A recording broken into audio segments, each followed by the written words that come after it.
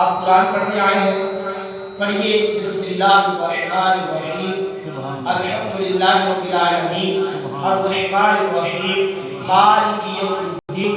تو حضور غوث اعظم رضی اللہ تعالیٰ عنہ فرمانے لگے قاری صاحب سورہ فاتحہ تو مجھے زبانی یاد ہے، سبحان اللہ۔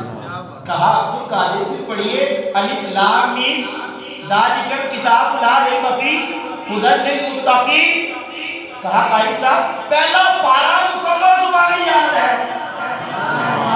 کہا عبد القادر پھر پڑھو سیقول السفہاء من الناس ما ولاھم عن قبلتہم التی کانوا علیہا قل للہ المشرق والمغرب یہدی من یشاء الی صراط مستقیم۔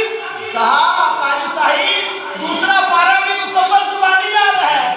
کہا عبد القادر پھر پڑھو تلک الرسل فضلنا بعضهم علی بعض۔ کہا استاد محترم تیسرا پارہ بھی زبانی یاد ہے۔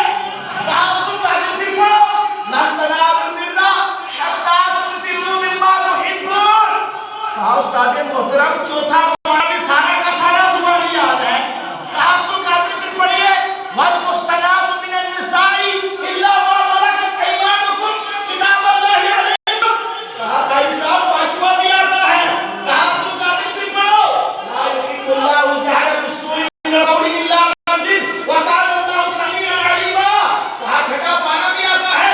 کہا عبد القادر پھر پڑھیے وَإِذَا سَمِعُوا مَا أُنزِلَ إِلَى الرَّسُولِ تَرَىٰ أَعْيُنَهُمْ تَفِيضُ مِنَ الدَّمْعِ۔ کہا استاد محترم ساتواں بھی آتا ہے۔